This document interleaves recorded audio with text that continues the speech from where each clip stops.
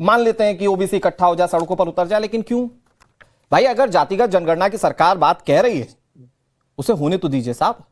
क्यों उतारना चाहते हैं ओबीसी समाज के पूरे वर्ग को सड़कों के ऊपर? अनुराग भाई नमस्कार, सारे साथियों को भी नमस्कार। कोई भी व्यक्ति सड़कों पर कब उतरता है, आंदोलन सड़कों पर कब होता है? जब सरकार जनता की बात नहीं मानती। आप देखिए, ये सरकार ने पहले से कितने सारे वादे किए हैं। वादे करना और उन वादों पे अमल करना दो अलग अलग बातें हैं। सरकार ने जातिगत जनगणना को उसमें माना, पार्लियामेंट में माना कि करेंगे, लेकिन है कहां, करा कब रहे हैं? सरकार ने इतने सारे वादे, आप किसान आंदोलन को ले लीजिए, किसान आंदोलन 3 बार हुआ। क्यों हुआ? क्योंकि सरकार ने कुछ पहले ऐसे काले कानून लाए, फिर उनको वापस लिया और किसानों से वादा किया कि हम आपको एमएसपी की गारंटी देंगे, बट नहीं दी, तो किसानों को दोबारा आना पड़ा।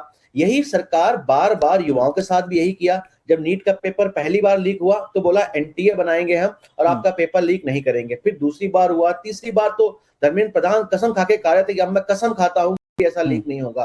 तो कोई भी जनता, कोई भी व्यक्ति आंदोलन सड़कों पर तब करता है जब सरकार अपने किए गए। अच्छा, अगर आपके लिए मुद्दा अश्विनी मिश्रा जी, अगर आपके लिए मुद्दा जातिगत जनगणना है तो सरकार ने उसकी एक नियत दिनांक तय की है, सरकार ने उसके लिए डेडलाइन तय किया, अनिरुद्ध प्रताप सिंह उस पर जवाब देंगे।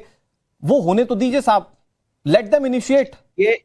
अगर आप पहले से ही जनता को सड़कों पर उतरने के लिए कह रहे हैं, तो क्या ये श्रीलंका की तरह लोगों को पोलराइज करने की कोशिश नहीं की जा रही है? या बांग्लादेश में जिस तरह से लोगों ने एनआरकी फैलाई, क्या उस तरह की कोशिश नहीं है? क्या देश में सारी समस्याओं का समाधान सिर्फ आंदोलन हो सकता है क्या? आंदोलन इस देश का एक संवैधानिक अधिकार है, और ये भारत जो है वो डेमोक्रेटिक कंट्री है। यहाँ के लोग शांतिप्रिय लोग हैं, गांधीवादी लोग हैं। सभी यहाँ गोडसेवादी नहीं है, कुछ हो सकता है हो, बट ये देश गांधी का देश है और यहाँ पर लोग शांतिप्रिय तरीके से आंदोलन करके अपना अधिकार मांगना जानते हैं, और ये अधिकार उनको संविधान ने दिया है। इसको आप अगर अनार्की से तो ये संविधान हमारे देश के माननीयों को तो ये भी तो दिया है ना कि अगर वो चुनकर संसद जा रहे हैं तो संसद चलने भी तो दें। ऐसा थोड़ी है कि गोल पोस्ट चेंज कर करके संसद को बाधित करते रहेंगे। सारी लड़ाइयां आपको सड़क पर ही क्यों लड़ना है? जस्ट बिकॉज कि आप फैंसी दिखेंगे, जस्ट बिकॉज कि आपको लग गया कि जेनजी के आंदोलन के बाद हम लोग सरकार को झुका सकते हैं, तो अब सारी जो बीमारियां उसका इलाज एकमात्र आंदोलन है देश में। अच्छा, एक बात बताइए, आप बार बार इस शब्द का इस्तेमाल कर रहे हैं, सरकार को झुका देंगे, सरकार को झुका देंगे। सरकार है क्या? क्या सरकार जनता के लिए, जनता द्वारा जनता के लिए संचालित एक सिस्टम नहीं है? अगर जनता कोई डिमांड करती हो, तो अश्विनी जी आपके मुताबिक तो संसद को बंद कर देना चाहिए। तो फिर आप तो सारी लड़ाइयां सड़कों पर लड़ेंगे, चुनावी रैलियों में बड़े बड़े भाषण देंगे, जैसे राहुल गांधी आज के दिनों में कर रहे हैं। अनुराग भाई, आप मुझे बताइए, अगर हमको संसद में बोलने नहीं दिया जाएगा, मुद्दा रखने नहीं दिया जाएगा, सरकार उस पर जवाब नहीं देगी, किस मुद्दे पर बोलना है? अभी मानसून सत्र खत्म हुआ, जब सरकार कह रही थी कि हम लोग तैयार है छात्रों के मुद्दे पर चर्चा करने के लिए और आप टाइम एक्सटेंड कराइए, आप लोग कह रहे थे नहीं साहब, राम मंदिर पर भी बात कीजिए। तो ऐसे तो अनंत मुद्दे हैं ना सर देश में, जिस पर बातें होती रहेंगी। अनुराग भाई, आप एक बात बताइए, अनंत मुद्दे हैं लेकिन जो जरूरी मुद्दे उन पर बात होनी चाहिए। आप ये बताइए, तो छात्र जरूरी नहीं था संसद सत्र में? हाँ बिल्कुल था। मैं आपसे जवाब मांग रहा हूँ, छात्रों पर लाठीचार्ज कब हुआ? 20 जुलाई को। अमित शाह जवाब देने को कब तैयार थे? 12 अगस्त को। संसद का आखिरी दिन कब था? 13 अगस्त को। कोई मजाक बना रखा है? अरे साहब, तो आपने पूरे मानसून सत्र में हंगामा किया, संसद नहीं चलने दी, वहां तक तो बात ठीक है। जब तैयार थे वो जवाब देने के लिए, तो आपने गोल पोस्ट क्यों चेंज किया?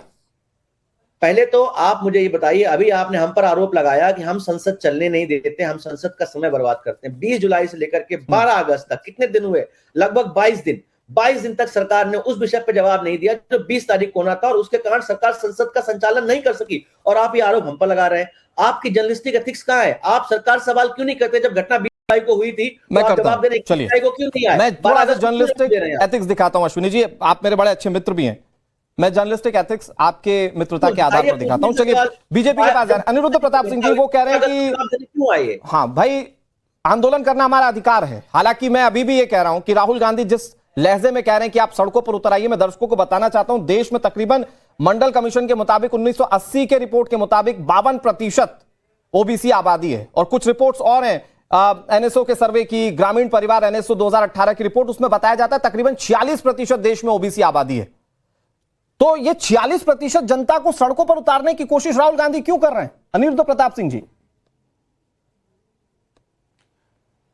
अनुराग जी, ऐसा है कि राहुल गांधी कुछ दिन तक तो शांत रहते हैं, फिर करके सोचते हैं कि चलो कुछ तूफानी किया जाए, और इनका तूफान ये राजनीति की पॉकीमॉन बन चुके हैं। ये सोडा का बोतल नहीं होता है कि ओपन करने के बाद में पूरा सोडा ऊपर निकल जाता है, उसके बाद नीचे कुछ बचता नहीं। सेम राजनीति इनकी राहुल गांधी की है। मैं सिर्फ 2-3 प्रश्न आपके माध्यम से पूछना चाहूंगा। मंडल कमीशन कब बिठाया गया? इनके पिताजी भी प्राइम मिनिस्टर रहे हैं, बाकी लोग भी इनके खानदान के लोग प्राइम मिनिस्टर रहे। और मंडल कमीशन की संस्तुतियां कब लागू की गई? एक बात। ओबीसी कमीशन कब बना? नरेंद्र मोदी जी जब प्रधानमंत्री बने तब बने। इनके कैबिनेट में आज इनके 3 सीएम है, बता दीजिए कौन से समाज से? ओबीसी समाज से कि एससी समाज से हैं? लीडर ऑफ अपोजिशन खुद क्यों बने? किसी ओबीसी को बना देते। वायनाड की सीट किसी ओबीसी को दे देते। ये खुद क्यों अपनी बहन को क्यों चुनाव देते? आप सेलेक्टिज्म वाला काम नहीं कर सकते हैं। अपना तो क्या कहते हैं ना कि हर चीज तो अपने पास रख लो, उसके बाद ठीकरा दूसरे के सर पे फोड़ दो। 2014 से आप इनका देखिए, पूरा एक क्रोनोलॉजी चल रही। जब भी संसद सत्र चलेगा कोई इनको एक मुद्दा लेके आएंगे, हर मुद्दा पे जाके कभी कोर्ट पे माफी मांगे या मुद्दा खत्म हो जाएगा। पेगासिस का मुद्दा पे कोर्ट कहता भाई मोबाइल फोन जमा करो, कोई मालवेयर होगा, मुद्दा खत्म। उसके बाद जाते हैं रफेल पे, फिर उसके बाद क्या कोर्ट के अंदर माफी मांगते हैं। फिर जाते हैं हिंडनबर्ग पे, हिंडनबर्ग ऑलरेडी क्या है कोर्ट के अमेरिका के अंदर बंद हो जाता है। तो तरह तरह के मुद्दे, एनार्किज्म, इनको इतनी फ्रस्ट्रेशन हो चुकी है कि जनता इनको इन्हीं हरकतों से चुन नहीं रही। मोदी जी देश के अनिरुद्ध प्रताप सिंह जी, मैं ये जानना चाह रहा हूं कि क्या आप अगर एनार्की शब्द का इस्तेमाल कर रहे हैं तो क्या ये बिल्कुल एनार्की वैसी लाना चाह रहे हैं जैसी श्रीलंका में आई थी? क्या ये एनार्की जो बांग्लादेश में आई थी वो लाना चाह रहे हैं? क्या उस बिना पर ये आप लोगों को सत्ता से हटाने की कोशिश कर रहे हैं कि भीड़ तंत्र आए, ये सियासत में कुछ ना करें, जेनजी आंदोलन करे उसका फायदा कांग्रेस उठाए, ओबीसी सड़कों पर उतरे उसका फायदा कांग्रेस उठाए, ये अपनी राजनीति में बदलाव ना करें? क्या ये लोगों को भीड़ तंत्र में तब्दील करके अपने आप को सत्ता पर काबिज होने की कोशिश कर रहे हैं क्या? अनिरुद्ध जी। अनुराग जी, जब बांग्लादेश के अंदर सब चल रहा था, इन्हीं के नेता क्या बोल रहे थे? सलमान खुर्शीद हो चाहे जो भी नेता, अरे यहां पे बांग्लादेश जैसी स्थिति बना देंगे। श्रीलंका की जब चल रही तो श्रीलंका जैसी स्थिति, नेपाल जब चल रहा था नेपाल जैसी स्थिति बना देंगे। आप चुनी हुई सरकार से आप डिबेट और डिस्कोर्स करने के लिए पार्लियामेंट से भाग जाते हैं। आप बताइए ना कितने आपने डिबेट किया। राहुल गांधी के आंकड़ा देता हूं, पूरा सेशन में 80% एवरेज है। राहुल गांधी के प्रेजेंस जो है पूरा 2014 से, जब से 2014 छोड़ी, जब से एमपी बने, इनका शायद 40% भी नहीं होगा। ये डिफेंस की बातें करेंगे, डिफेंस की स्टैंडिंग कमेटी के लास्ट उसमें मेंबर थे, 0 बैठक में इन्होंने पार्टिसिपेट किया। अभी एंटी पेपर लीक बिल का डिस्कशन हो, दोनों भाई बहन और मल्लिकार्जुन खड़गे, आप बता दीजिए कि कौन से इन्होंने क्या कहते हैं कंस्ट्रक्टिव डिबेट उसमें किया कि इसमें एडिट होना चाहिए, डिलीट होना चाहिए, अपग्रेडेशन होना चाहिए इस बिल में। आप केवल एनार्किज्म के माध्यम से, जनता एनार्किज्म। अश्विनी जी 20 सेकंड, उसके बाद अखिलेश भाई के पास जा रहा हूं। ओके अनिरुद्ध जी, फिर आ रहा हूं आपके पास। अश्विनी जी एक छोटी सी चीज कह रहा हूं मैं, जो देश के लिए थोड़ा सा ज्यादा बड़े पर्सपेक्टिव में समझना जरूरी है कि क्या मतलब, जैसा बीजेपी बताने की कोशिश कर रही है, जैसा बयानों में दिख रहा है कि क्या सत्ता पर काबिज होना एकमात्र तरीका है या एकमात्र चाहत है कांग्रेस पार्टी की, उसके लिए देश जल जाए भले ही। 52% लोगों को, जनता को सड़कों पर उतारिएगा तो क्या होगा देश में अश्विनी मिश्रा जी? और किस बिना पर? किस बिना पर? सवाल तो यह है कि जातिगत जनगणना का तो अभी स्वरूप भी साफ पता नहीं चल पाया देश की जनता को, आप पहले सड़कों पर उतरने के लिए कह रहे हैं। सत्ता पर काबिज होने का सपना एकमात्र भारतीय जनता पार्टी का सपना है, क्योंकि अनिरुद्ध प्रताप जी जिस हिसाब से अभी बात कर रहे थे, ऐसा प्रतीत हो रहा था कि जैसे राहुल गांधी जी जो है वो देश के प्रधानमंत्री हैं और मोदी जी जो है विपक्ष में बैठे हुए हैं। इन्होंने राहुल गांधी की अटेंडेंस तो गिनवाई, बट मोदी जी जो कि प्रधानमंत्री हैं उनकी अटेंडेंस नहीं गिनवाई कि वो पार्लियामेंट में कितना आए हैं। उनकी अटेंडेंस आप देख लीजिएगा, राहुल गांधी से बहुत कम होगी। साहब अटेंडेंस से ज्यादा आज देश में एनार्की फैलने के डर पर बात करना जरूरी है। मैं आ रहा हूं अनिरुद्ध जी, आ रहा हूं। हाँ अनुराग भाई ऐसे सत्ता पर काबिज होंगे, भीड़ तंत्र को इस्तेमाल करके काबिज होंगे सत्ता पर आप? नहीं, आप हाँ। अगर सरकारें जनता के विषय पर चर्चा संसद में नहीं करेंगी, जनता के विषय का अमल नहीं करेंगी, तो जनता के पास क्या ऑप्शन बचता है?